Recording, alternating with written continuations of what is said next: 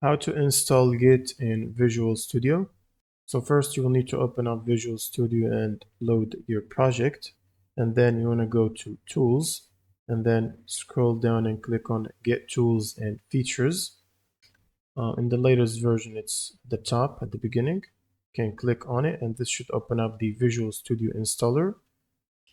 Now under the individual components, switch to the individual components tab and search for Git for Windows, and make sure to check Git for Windows under Code Tools.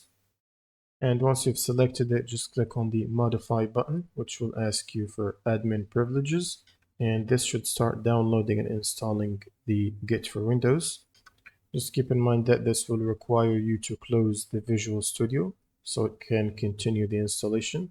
And once you've closed Visual Studio, click on Retry. And once the installation is finished, you can basically click on the Launch button to launch Visual Studio and load back in.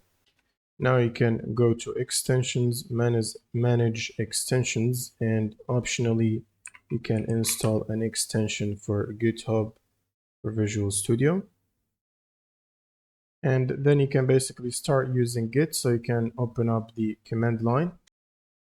So for example, go to Tools and then Command Line and Terminal. And to verify that it's properly installed, you can run the command git version, which is git space dash dash version, and press enter, and it should print out the Git version. And now you're set up to basically start using Git on your project. You might need to sign into your account if you're using GitHub, if you're prompted.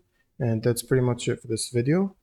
If you have any questions, leave them in the comments below, and see you on the next one.